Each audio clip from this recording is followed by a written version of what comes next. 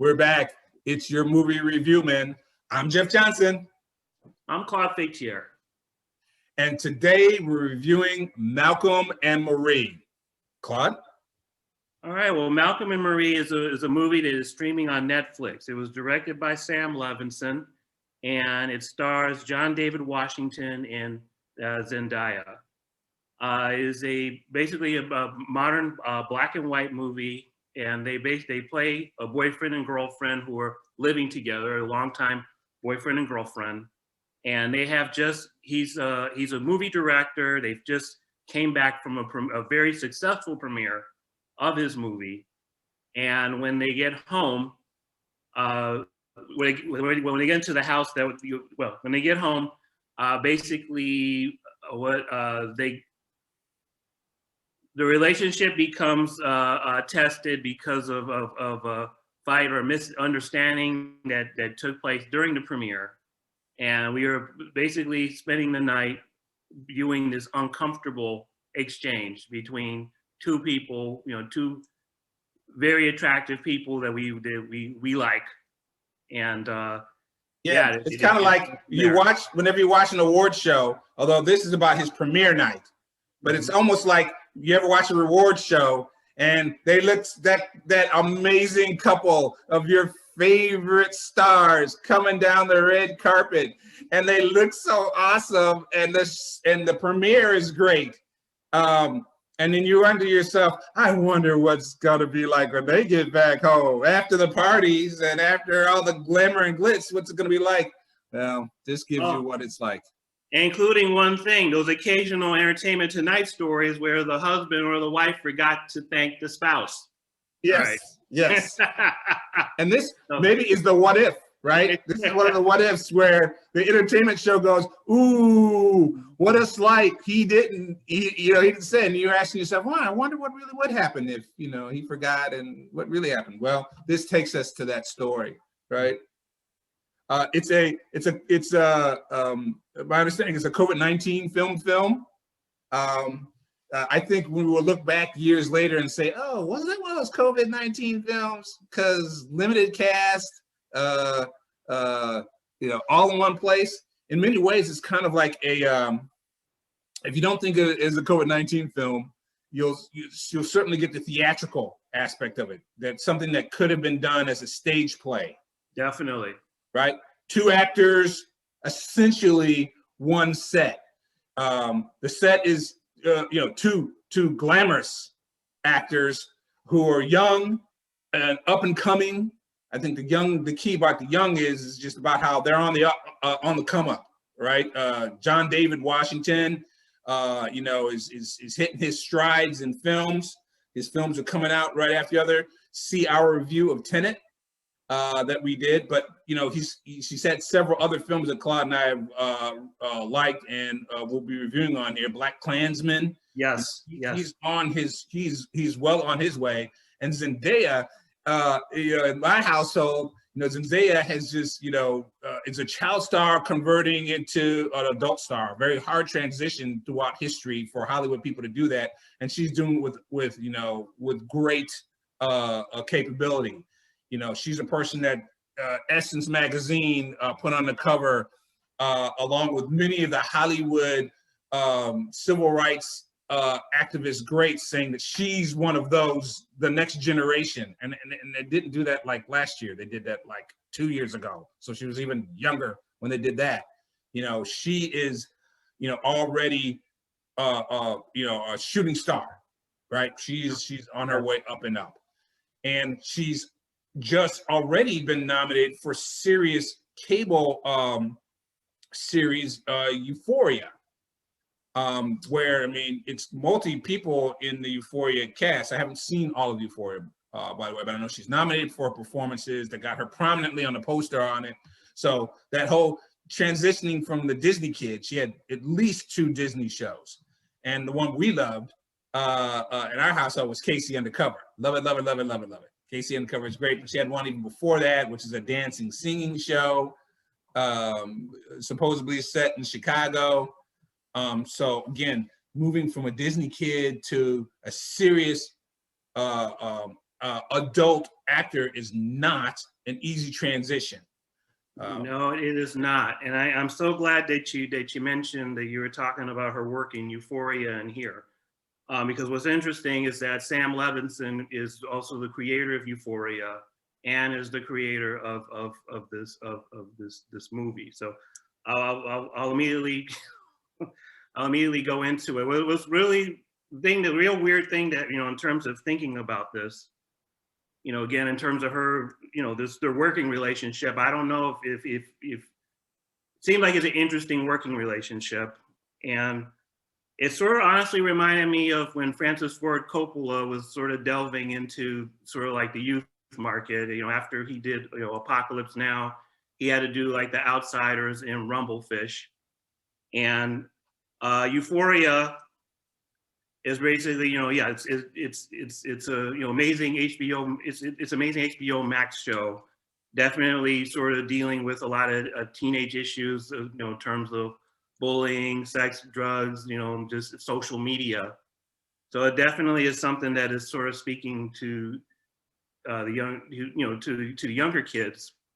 But then we have sort of like this black and white movie, and that she made, you know, with, you know, Malcolm and Marie.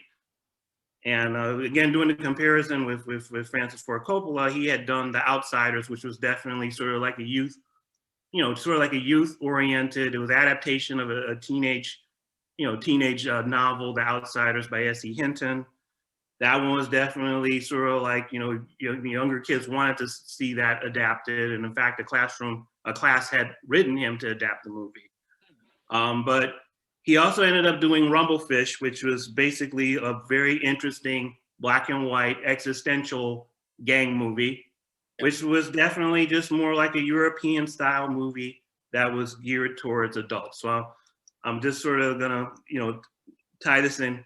Sure. You have an earlier work, you know, going back to Sam Levinson, you have earlier work which is sort of geared towards, I think, just sort of like where our society is now in terms of, you know, things that teenagers are facing, things that her character is facing. Her character is dealing with a drug problem, and again done, you know, with you know, this the visual language of social media, black and white and stuff. I'm sorry, color. And then now you have, you know, again, this big, elegant black and white movie, which is more of staking its toe into, you know, like sort of like the older films. Sure. And sure. Whereas, you know, Rumblefish sort of did a lot of things in terms of the visual medium, in terms of looks and everything.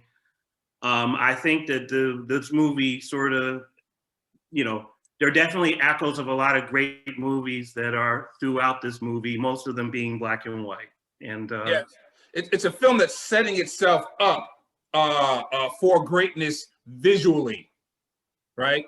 And dramatically, because I would say about the black and white in this film, and I know you love black and white films, and we've seen some great ones, and we reviewed some on here. We thought that the 40-year-old version was exquisitely filmed in black and white. My comment about the black and white in this is different. I'm not saying that it wasn't exquisite or whatever, but what I'm saying is the fact that they shot in black and white made you focus. It made you focus on the fact that all you were getting are these two actors. All you're getting is these two gorgeous actors. All you're getting is one set, this gorgeous house in California. They make up the excuse as to why this director, this is basically his first big film, why they're in such a great house. They say, well, the production company let us live in it for a little while. Okay, good. That explains why they're in this amazing looking house, kind of out in the middle of nowhere, so that no one is going to interrupt them or bother them. They don't have any neighbors, because this movie really is about what's this couple going to do when they get back home, when he did slight her and didn't acknowledge her during his acceptance speech, or his speech to the crowd about his success on this film, right? And so the black and white nature of it now makes you focus on just the performances. Yes, it looks like Zendaya is wearing an amazing dress, but you have to just focus on that she's wearing it amazingly well, because you can't tell what color it is. It's in black and white. It's a crisp, excellent black and white, but you're going to have to focus, right? Yeah, you're going to have to pay attention to these two actors' performances. And since they're on the come up, it's really kind of flexing, right? It's kind of like, well, maybe you're not sure about us yet. Maybe you haven't decided yet whether these two actors are ready. So we're just going to give it to you nice and plain. There was a soundtrack, but it's very subtle. The soundtrack sits way back. They focus more on the music selection choices that the two characters play, that they decide to play on their stereos or on their smartphones, right? Yeah. Yes. And the songs that they play end up becoming important because, again, these two are coming home after he slighted her, and so they're going to have a fight. But is it just going to be a regular couples fight? No, this fight starts to unpack the components of their relationship. And as it starts to unpack, it even starts to unpack even the basis behind the film for which they were supposed to be celebrating this night. But they can't seem to celebrate it unless until they get over the challenges that are within their relationship. And so, because it's an expression sort of like of some of the things that are happening in the movie. And typical with couples, if they're experiencing hostilities, anything or any object or prop, music included, can either relieve feelings, express feelings, or it can be weaponized. And definitely there's this, just all of the above happens here.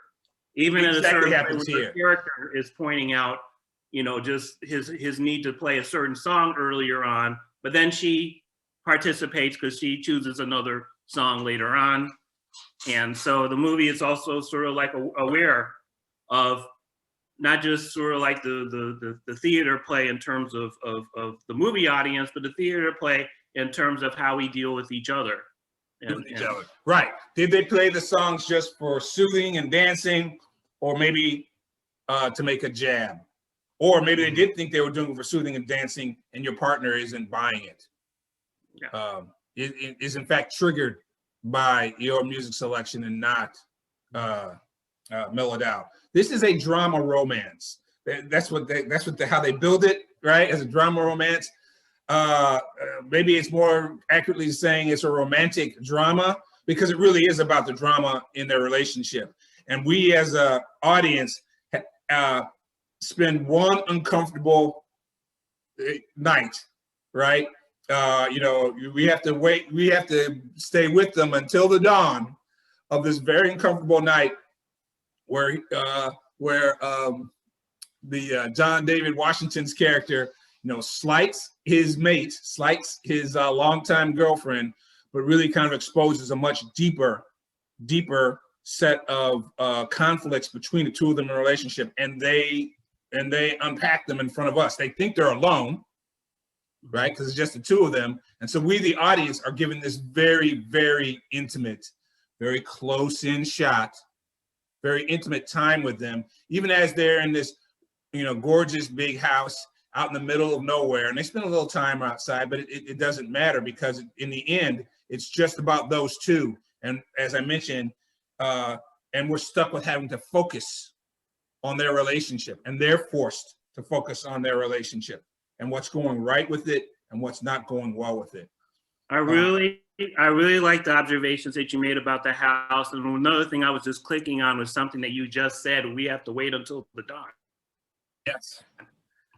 These very rich Hollywood houses where you can see everything in there, again, sort of helps the theatrical part. But I also hate to say it, it's also a scary environment, because the thing is that that's a perfect house for a damn horror movie. If it's not an old cabin, it's a house where whoever is out there can see wherever the hell you're at. And just as you're saying, we have to spend a whole night. How many times has there been stories where, we have to stay in the house until the morning comes so we can escape?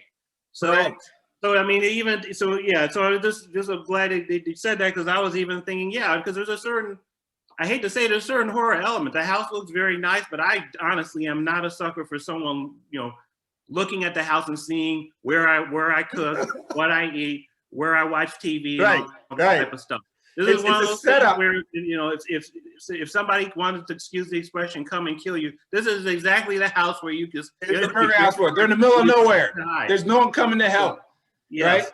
Right? And like you said, it wasn't their house. It was a house given to them. That's, you know, and what is the horror? Well, as we're starting to find out, what's the horror? What's the tension? What's the bad thing that might happen? We might discover what's really going on in a relationship. That's what's, it seems the hidden horror is. That they look great. John David Washington looks great. He's coming back from this premiere where he's the director, and it was successful. Zendaya looks great. She was again, she was his eye candy. She was his date. And because he didn't introduce her or he didn't thank her on the program, he left her as just being a well-dressed, good-looking date. And not letting the people that they just left didn't get a chance to see more about her. But of course, she was there the whole time. So she did experience, she knows who she is, and she did experience how people looked at her and talked at her, and she lets them know. And since we're staying there for a minute, part of that tension will be, of course, that Black people who watch horror movies know, hey, Black people ain't trying to be in a house in the middle of nowhere with no curtains. That it's really easy for you to stand outside and look in. Ain't no help coming from miles around. If the cat goes outside, Black people are like, hey, cat, you gone. We gonna see you tomorrow. I'll put out some catnip for you. Maybe you'll come back. We hope. You know, we love you, but no. So you have that tension. And then while we're just staying on this, because this is a beautiful Black couple, there were a couple of things on here. So this is a review show. So shall we critique? Shall we have a little criticism? The macaroni and cheese. We must address the macaroni and cheese. Yeah. I gotta throw that in there. Okay. That here's this film with this beautiful Black couple. Thing number one, they're living in a as Claude put it, middle of nowhere horror movie house. You know, y'all just waiting to get for Jason to come get you. That's one thing that they like. That makes it fiction. That's one thing that makes it like Black people. Here's second fiction. Second fiction is he asked her to make him some macaroni and cheese, and she serves the macaroni and cheese to him, ladies and gentlemen, in a bowl with a spoon. See, Black people know already right now. You know there's something wrong in that relationship. She don't love him. Macaroni and cheese, ladies and gentlemen, is to be served with cut with a knife and served with a fork. I'm helping you out. This is the bonus part. It's a movie review show, but I'm throwing in the macaroni and cheese review. Okay, that's fine. Actually, you know, I usually eat it with a fork, but I did not know there was a connotation with the spoon. So yeah, no, you're giving me. If you gotta eat your macaroni and cheese out of a bowl with a spoon, it's not macaroni and cheese. It's not blackaroni and cheese. No, sorry, it's not. And so they had John David dogging out this. They even if you Google it, folks, one of the posters shows the macaroni and cheese bowl. So I think someone knows. One of the posters doesn't show this beautiful couple. It actually shows macaroni and cheese bowl with a spoon in it. I said, aha, I'm not the only one.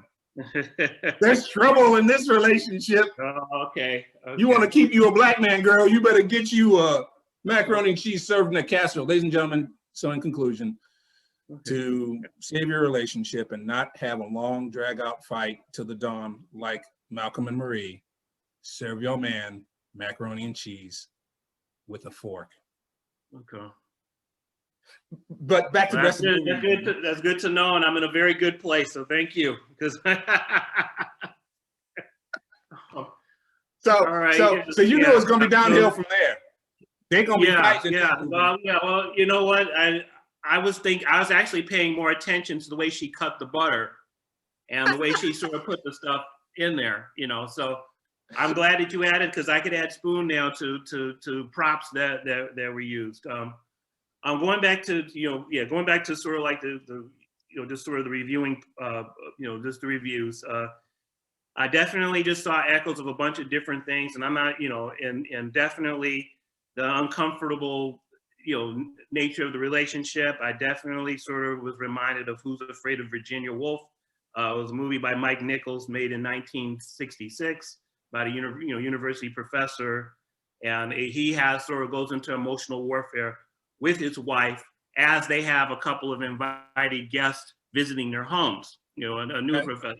So they actually have, witnesses in that one. And again, beautifully shot in black and white, very much adapted from a stage play by Edward Albee. So so it was basically, those were things that came into mind. I'm not saying that this is what he was emulating, but that's what came into my mind because both of us have seen, a bunch of movies.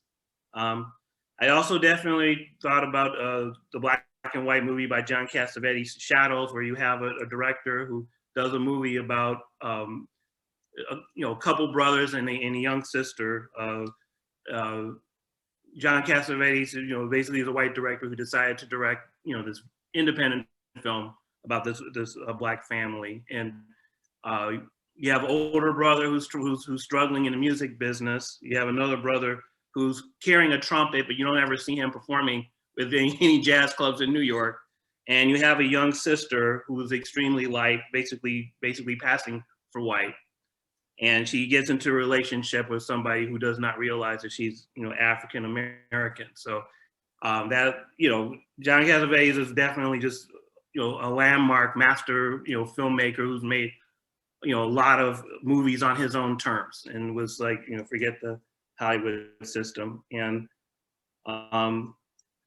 last one is not a black and white movie, but it was a movie by somebody who became big with a black and white movie, just Jean-Luc Godard's Contempt, which follows the story of a screenwriter who has a chance to work on a very big budget movie overseas. And he has tension with his wife because the producer is basically flirting with his wife, but he's not showing that much concern or worry about the wife. Gotcha. And I'm going to tell you right now, movies that I sort of mentioned definitely on a C list, and just must see list. Very, very good. And then I already made the Francis Ford Coppola comparison with the Zendaya, in essence, sort of being like a female Matt Dillon, who's a connective tissue between The Outsiders, Rumble Fish. She's sort of like the she's connected to Euphoria. Actress in Euphoria, who's dealing with a drug problem, to the an establishing or girlfriend of a director who has actress ambitions, who has recovered from drugs. Not that they're the same character, but again, it's sort of like an interesting working relationship. I don't know again if he's a muse for her or they have a good working relationship, but I'm definitely, whatever they do together, her and Sam Levinson, definitely, I'm there to take a look. That will be. You've definitely given the audience some homework. We might have to put this in our comment sections for things to review. Yeah. And look for another series from Claude and I where we're going to cover things that we feel like you should watch together. We're going to do a couple of episodes where we talk about films that we think are perfect pairs that go well together. Of course, Claude, you gave them 4 movies to watch. That's not a pair. You give them a series. You got them watching Euphoria and 4 other films. Well, I'm not attached, but I'm just saying people who've seen the movies will probably see, again, just, but yeah, I mean, but it's good though. If you haven't seen them, they're good to check out. I'll give out homework. That's fun. And if you have seen them, go ahead and give us your comments about what you think about the comparison contrast. Yeah. What I would build off of that a little bit about this too is, this particular film, it does not seem like most of the fare that is out there, right? Yeah. So it really is harkening back to different things that you haven't seen before. So, fair warning, this movie is both sexy, dramatic, and intense. All 3 of those things. If you weren't waiting for all 3, you get all 3 in at least equal measure, especially the intense part, which we were trying to say. Both actors go for it, by the way, in this film. Yeah, I'm really sorry to highlight all these other movies because, yeah, they were absolutely amazing. It is definitely, just 2 incredibly talented, an actor and actress going at it. I mean, it's definitely more than, just a showcase. That's absolutely just masterclass in terms of creating tension, because they're definitely the big stars of the show. And since there's just the two of them, yeah, it's clearly very well directed and edited in a way to be able to break up, to be able to create opportunities to break up the intensity, right? Because they really do just spend all their time in this one house, much like it would be for play. But at least with the play, there's an intermission, right? And you get some coffee and you talk about it and maybe get some wine, and then you come back after the intermission and they can bring you back into the drama. You can't do that in a film. And so something has to happen to, give you all this level of intensity and then back off enough and then come back to it when there's only the same two people in the same room. And I think they do an excellent job of that. As much as you can do in a dialogue-driven film like this, I think, again, that's why I said the black and white looks great, but to me, it really does help you. It's about focusing. It's really them showcasing that, no, it's about these two. These two are really going to go for it in this film you're watching. Pay attention to their performances, because their performances are going to cover the spectrum, and they're going to be intense because because as a black man, performances to me just definitely sort of it elevates the material. It definitely you see the tension building, and this is basically by sheer force of their the acting ability. I think they sort of and I think is that definitely it's well written. I think the acting, like you said, because the acting, just number one, they talk a lot about uncomfortable things, and it seems natural that they're talking about them. Definitely talking about the industry, how it works, criticizing the industry, criticizing who they are in the industry, her criticizing him about, why,